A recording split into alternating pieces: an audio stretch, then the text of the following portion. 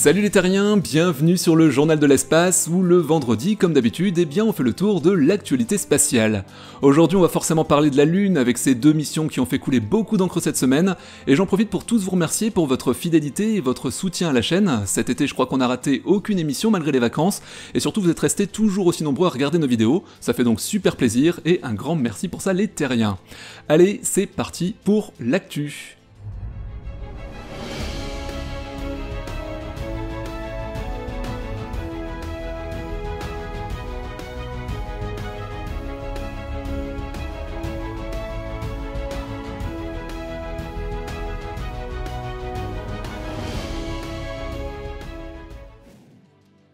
Les terriens, il y a 4 ans, dans la toute première vidéo du journal de l'espace, je vous parlais de l'échec du vol de Chandrayaan-2, mais aujourd'hui, c'est fait, l'Inde est devenue la 4e nation à poser un engin spatial sur la Lune, après l'ex-URSS, les États-Unis et la Chine.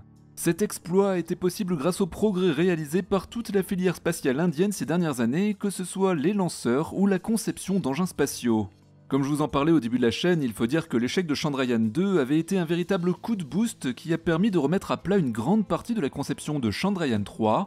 Pour mettre toutes les chances de leur côté, les concepteurs ont tout amélioré, que ce soit les systèmes d'orientation et surtout les équipements nécessaires pour assurer un alunissage sans encombre. D'ailleurs, même les pieds de la sonde avaient été renforcés en cas d'un contact avec le sol un peu plus élevé que les 8 km/h prévus.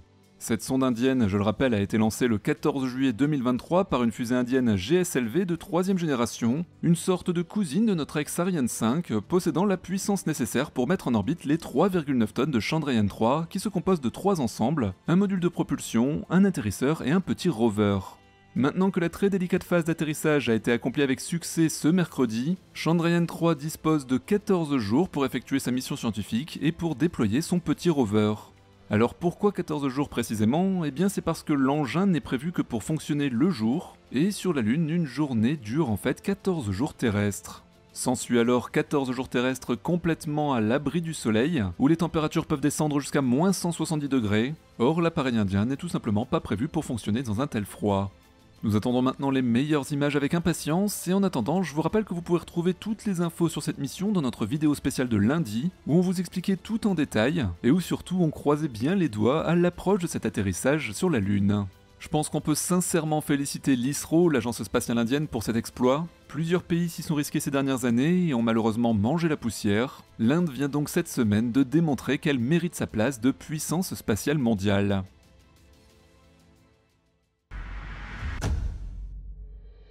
Comme vous devez certainement l'avoir lu dans les médias, le 20 août, l'agence spatiale russe Roscosmos a officiellement annoncé le crash de sa mission Luna 25. Le précédent atterrissage lunaire du pays était Luna 24, une mission de retour d'échantillons de l'ère soviétique en, tenez-vous bien, 1976.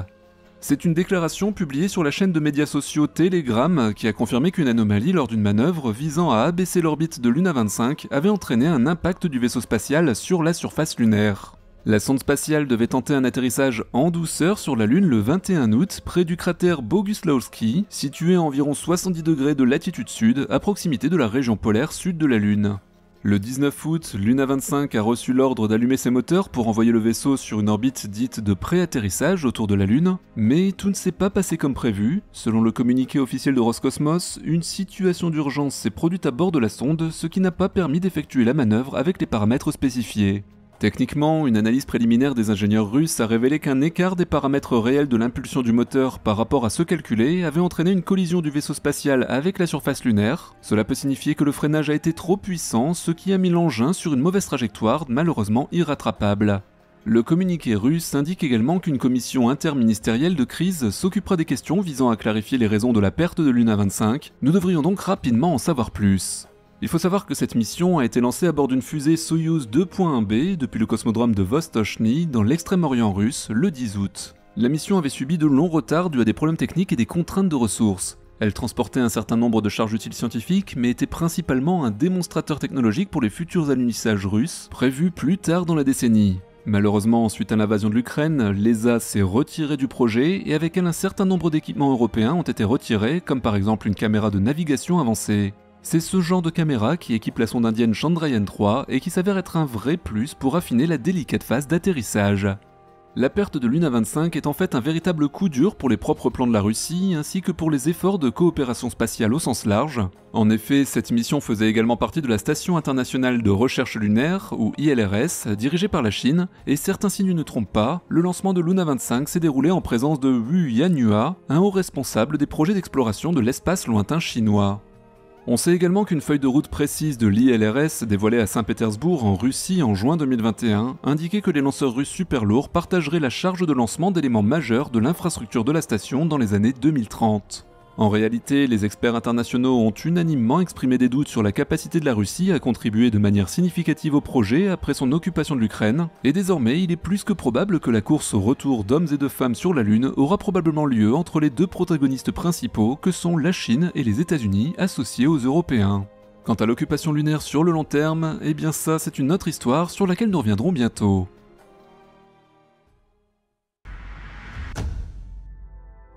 Existe-t-il de la vie ailleurs que sur Terre? Cette éternelle question fascine et passionne un nombre incalculable de scientifiques, dont le rêve est de trouver enfin une preuve de l'existence du vivant dans notre système solaire ou sur de lointaines exoplanètes. Bon, ce sujet nous l'avons déjà traité plusieurs fois sur la chaîne, et notamment dans les émissions du lundi, mais derrière cette quête de la vie extraterrestre se cache une réalité bien plus difficile à admettre. Aujourd'hui en fait, personne ne sait exactement comment a émergé cette fameuse vie, et concrètement cela signifie que la communauté scientifique n'a pas encore trouvé ce qui a bien pu transformer de la matière inerte en matière vivante. Pour autant, il ne faut pas désespérer, car il se trouve qu'une nouvelle étude pourrait avoir trouvé une piste très prometteuse dans ce que l'on appelle dans le milieu de la biologie les chaînes de transport d'électrons. Ces résultats ont été publiés dans la très sérieuse revue PNAS, et la méthode utilisée par les auteurs pourrait bien permettre de comprendre comment la vie est apparue aux premières heures de notre planète. Historiquement, les scientifiques ne sont bien sûr pas restés les bras croisés pour essayer de comprendre comment était apparu le vivant. Deux approches différentes ont été utilisées depuis la moitié du XXe siècle. La première est connue sous le nom de bottom-up, en français du bas vers le haut. Elle se base sur un principe assez simple, qui consiste à recréer les conditions initiales de la Terre pour comprendre comment la vie aurait pu y émerger. C'est le grand scientifique Stanley Miller qui a tenté en 1953 de simuler ces conditions dans une expérience qui lui a permis de recréer artificiellement des acides aminés, les briques élémentaires de la vie. Si tout ça vous intéresse, je vous invite bien sûr à revoir la playlist que l'on a faite sur YouTube sur la vie extraterrestre. Vous la trouverez sur la page d'accueil de la chaîne du Journal de l'Espace. La seconde approche est carrément à l'opposé, elle est appelée top-down, comme du haut vers le bas, c'est-à-dire qu'au lieu de partir des conditions primitives de notre Terre, elle se base sur la vie telle que nous la connaissons aujourd'hui. Concrètement, les chercheurs analysent les organismes vivants actuels en ne choisissant que les plus simples et les plus anciens, et ensuite ils remontent le fil de l'évolution en essayant de trouver et comprendre les étapes qui ont pu conduire à leur apparition. Seulement, il ne faut pas se mentir, ces deux approches n'ont pas réussi à élucider le mystère de l'origine exacte de la vie, et la solution pourrait venir de la fusion des deux en prenant en compte ce dont je vous parlais en introduction, les chaînes de transport d'électrons. Mais alors, de quoi s'agit-il vraiment ? Pour simplifier, ce sont des protéines complexes présentes dans les membranes cellulaires de tous les organismes vivants. Leur rôle est d'assurer le transfert d'électrons d'une molécule à une autre, un processus qui permet de produire de l'ATP, la principale source d'énergie chimique de nos cellules. C'est d'ailleurs grâce à cette énergie que les cellules peuvent accomplir toutes leurs fonctions, comme la division cellulaire ou la synthèse de protéines. En clair, c'est ce qui les rend vivantes. Ce qui est incroyable, c'est que ces mécanismes essentiels sont communs à absolument tous les êtres vivants sur Terre, et voilà pourquoi les deux scientifiques cités dans l'étude, Aaron Goldman et Laura Barge du Jet Propulsion Laboratory, encore eux, pensent avoir trouvé le Graal, car pour elles, ces chaînes de transport d'électrons pourraient être à la base de l'émergence de la vie elle-même.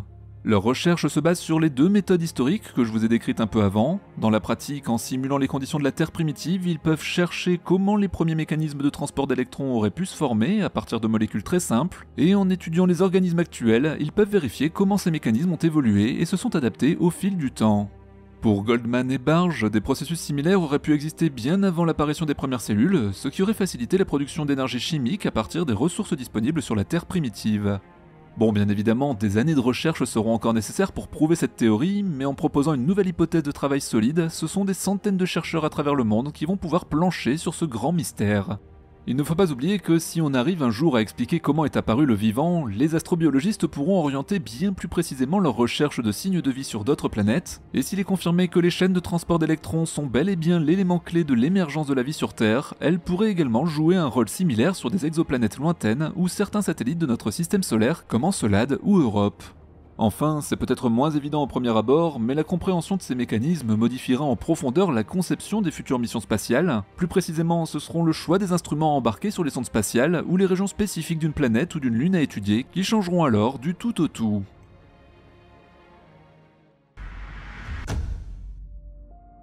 Pour l'instant, le constat est cruel, malgré l'évolution des technologies, aucun atterrisseur lunaire privé n'a encore réussi à se poser en douceur à la surface de la Lune. Ce triste record ne devrait pas durer, car si tout se passe comme prévu, Intuitive Machines pourrait bien devenir la première entreprise privée à décrocher le précieux Graal lunaire. En préparation depuis près de 2 ans, c'est le 15 août dernier qu'on a appris que son atterrisseur pourrait être prêt à décoller dès le 15 novembre prochain, à bord de la très fiable Falcon 9 de SpaceX. Selon Steve Altemus, cofondateur et directeur général d'Intuitive Machines, leur atterrisseur Nova C est déjà complètement construit et la livraison de l'engin est prévue en septembre au Kennedy Space Center en Floride pour effectuer les dernières vérifications et les pleins d'ergols. Bien entendu, il s'agit ici d'une proposition de calendrier car en ce moment le centre de lancement de Cap Canaveral fonctionne à plein régime et un décalage est toujours possible. Ce qui est sûr, c'est qu'une fenêtre de tir est ouverte jusqu'au 20 novembre et qu'une autre sera disponible en décembre. La mission qui verra décoller l'atterrisseur Nova C s'appelle IM-1, elle est financée par le programme CLPS, le Commercial Lunar Payload Services de la NASA. C'est un programme qui a comme objectif d'envoyer du matériel et des expériences scientifiques sur la Lune afin d'assister en partie le programme Artemis, qui je vous le rappelle a pour but d'envoyer des astronautes dans la région du pôle sud lunaire. Selon nos informations, la NASA a finalement demandé à ce que l'atterrissage d'IM-1 se fasse au niveau du pôle sud de la Lune au lieu d'une région proche de l'équateur, et cette décision n'a pas été sans conséquence car elle a retardé le lancement de la mission de plusieurs mois afin de mettre à jour les logiciels de bord et toute la stratégie d'alunissage. Je le répète encore une fois, mais faire atterrir un appareil en douceur sur la Lune, oui, ça reste très compliqué. Comme je le disais, aucune entreprise privée n'a encore réussi cet exploit. Et pas plus tard qu'en avril dernier, la mission japonaise privée Akuto Air, lancée par l'entreprise iSpace, a tenté de poser son atterrisseur, mais la mission s'est soldée par un échec. Avant ça, en 2019, l'atterrisseur Bereshit de l'entreprise israélienne Space Hill avait aussi voulu atteindre la surface de la Lune, mais lui aussi a fini par s'écraser. La NASA est bien consciente de ces difficultés, et pour assurer le coup, elle a demandé à une autre société, Astrobotic, de développer en parallèle un atterrisseur appelé Peregrine. Nous en avions parlé dans un précédent journal de l'espace, la mission est prévue pour être lancée vers la fin de l'année par la fusée Vulcan Centaur d'United Launch Alliance, qui connaît actuellement quelques soucis techniques. Nous sommes donc plus proches que jamais de pouvoir enfin assister à un alunissage privé sur notre satellite naturel, ce qui, je ne vous le cache pas, sera un grand moment sur lequel, soyez sûr, j'aurai le plaisir de revenir.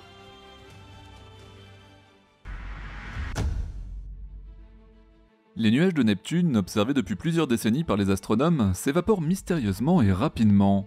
En seulement 4 ans, il n'en reste aujourd'hui que quelques-uns au-dessus du pôle sud de la planète. Des chercheurs de l'université de Californie à Berkeley ont réussi à lier cet étrange phénomène à l'activité solaire, et en étudiant en parallèle les cycles solaires et l'atmosphère de Neptune, ils ont découvert une corrélation entre les deux. Les résultats offrent maintenant de nouvelles perspectives sur les dynamiques atmosphériques interplanétaires.